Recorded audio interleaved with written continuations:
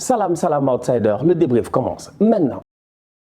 Manchester United perd aujourd'hui 4-2 face à Leicester. À un moment donné, je suis désolé, je l'ai dit ici plusieurs fois et je le répète encore une fois. Si Manchester United ne réussit pas à être un concurrent pour le titre, c'est parce que son seul problème, c'est qui? C'est Ole Gunnar Solskjaer. Ole Gunnar Solskjaer, sincèrement, aujourd'hui, il ne peut pas se battre pour le titre de Premier League parce qu'il n'a pas le courage de se battre pour le titre de Premier League. À un moment donné, je suis désolé. Tu as beau avoir la meilleure voiture au monde, si le pilote en tant que tel n'a pas le courage de prendre les virage d'une certaine manière, s'il n'a pas le courage d'accélérer quand il le faut, en toute honnêteté, tu ne t'en sortiras pas. Et aujourd'hui, c'est ce qui se passe à Manchester United. Man United, qu'on le veuille ou non, quand même, en termes d'effectifs, c'est Mercedes.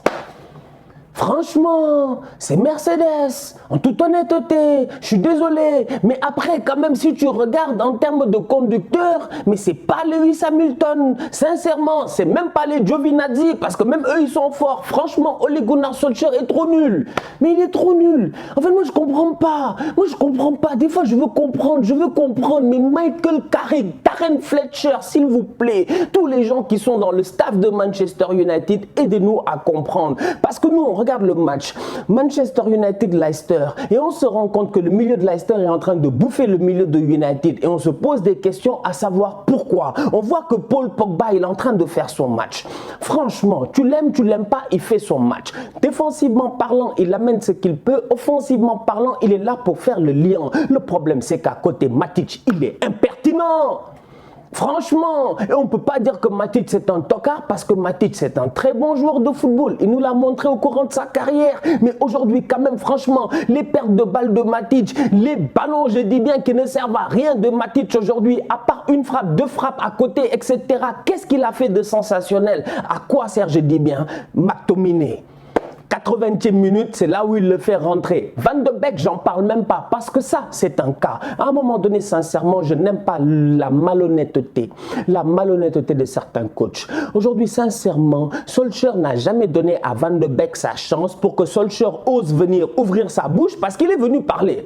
Donc, comme il est venu parler, on va essayer de comprendre. Solskjaer est venu parler, qu'est-ce qu'il a dit? Il a dit, ouais, Van de Beek, à un moment donné, pour qu'il puisse avoir sa chance, en tout cas, c'est comme ça qu'il l'a dit. Je ne fais pas exactement une citation de ce qu'il a dit, mais de ce que je peux comprendre. Il nous a fait comprendre que Van de Beek n'a pas l'intensité qu'il faut quand il joue. Il n'a peut-être pas l'intensité qu'il faut aux entraînements. Il ne se donne pas à 200%. Mais à un moment donné, s'il te plaît, c'est toi le coach, mais le petit en confiance. Franchement, depuis qu'il est arrivé, quand est-ce que tu l'as mis en confiance? Nous qui sommes là et qui sommes des witness, je dis bien, des, comment on appelle ça, des témoins. On est là, on est des témoins.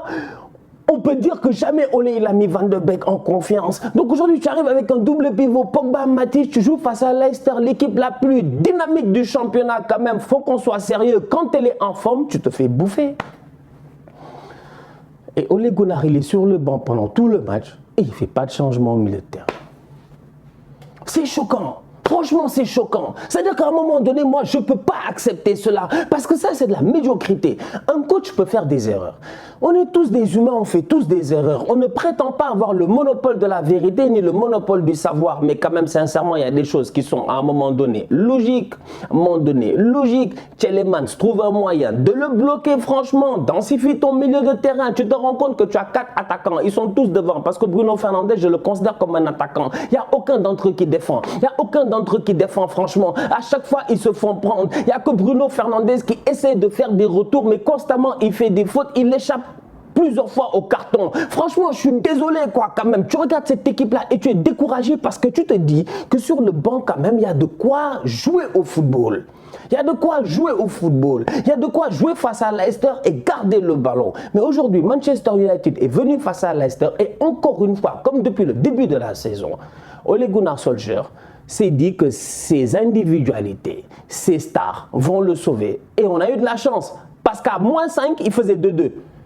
À -1, il faisait peut-être 3-2 pour eux.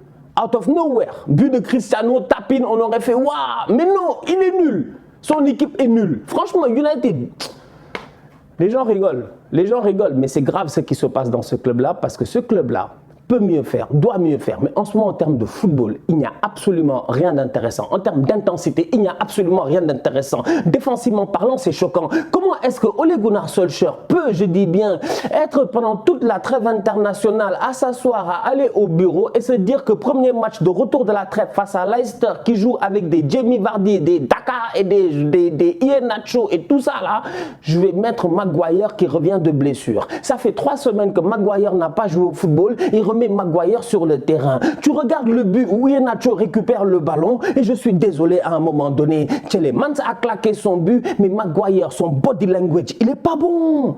Il n'est pas bon. Tu sens même qu'il n'est même pas dans le match. Il n'est pas dans le match. Quand même, ton gardien a le ballon. Lindelof a ouvert là-bas. Mais offre une option au gardien. Il est debout. Je vous jure, il est debout. On dirait une momie. Je ne sais pas. Il est dans les... Il pense à qui? Maguire, tu penses à qui? Franchement, Harry, tu penses à quoi? Franchement, c'est quoi? Il pensait à son beau temps à Leicester, dans le temps où il a fait ses beaux matchs à Leicester. Franchement, de où est-ce que le petit là d'ailleurs, il coûte l'argent qu'il a coûté? Parce qu'à un moment donné, je suis désolé, Maguire est un défenseur correct. En Angleterre, il joue avec 3. Et Maguire n'est pas le plus fort des 3.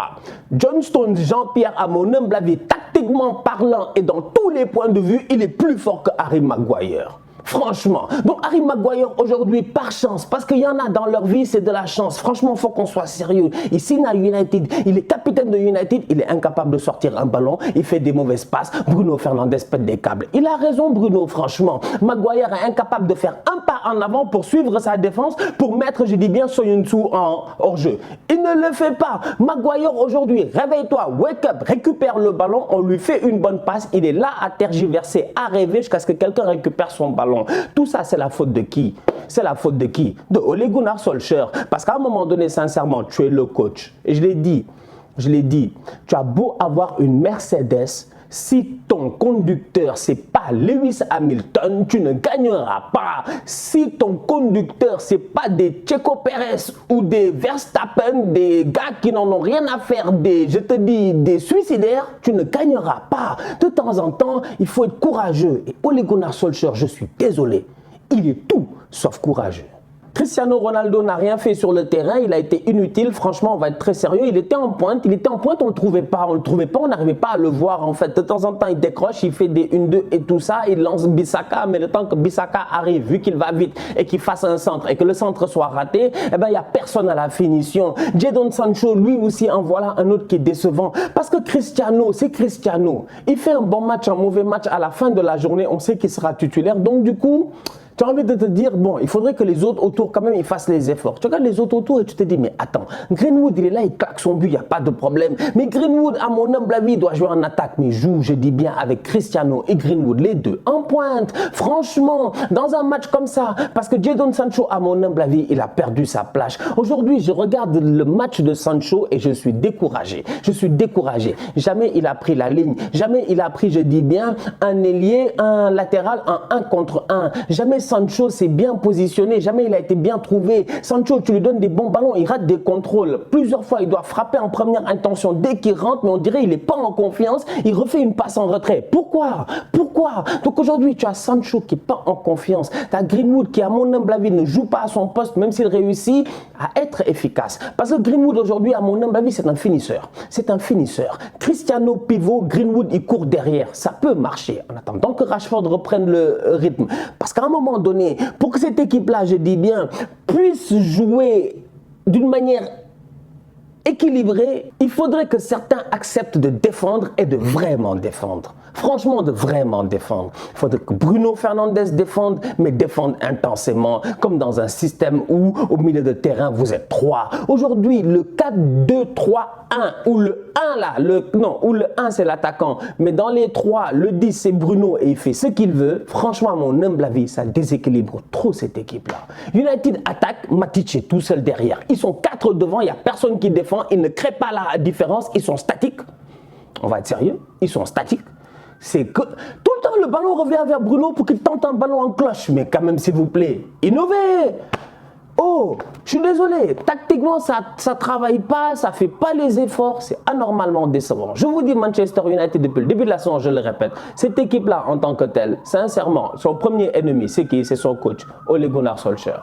Eric Bailly était sur le banc à la place de Maguire, à mon humble avis, il aurait pu jouer. Et c'est là encore où j'en veux à Solskjaer, parce que je me dis que Solskjaer, quand même, Van de Beek, Bailly, voilà, tant de joueurs qui aujourd'hui, franchement, tu peux les utiliser. Eric Bailly, quand même, qu'on le veuille ou non, oui, c'est vrai que défensivement, il fait des erreurs, c'est vrai. De temps en temps, il s'emporte, c'est vrai. Mais Bailly, aujourd'hui, physiquement, peut-être face à Jamie Vardy, il aurait eu la pointe de vitesse et le physique qu'il faut pour gêner Jamie Vardy. Maguire a été constamment en retard. Et pourtant, Maguire, peut-être parce qu'il est capitaine aussi en sélection et tout ce que vous voulez, peut-être parce qu'il est britannique, eh ben, il a, je dis, l'avantage par rapport à Bailly, alors que Bailly sort quand même d'une trêve internationale correcte. Lui au moins il a du rythme, ça fait pas 3 semaines qu'il n'a pas joué. Donc Bailly, au lieu d'être là, je dis, à être, je dis, sur les stories Instagram de Pogba, eh ben nous on aimerait le voir sur le terrain dans des matchs comme ça. Aujourd'hui, franchement, je suis désolé, Bailly Lindelof, ça aurait été raisonnable.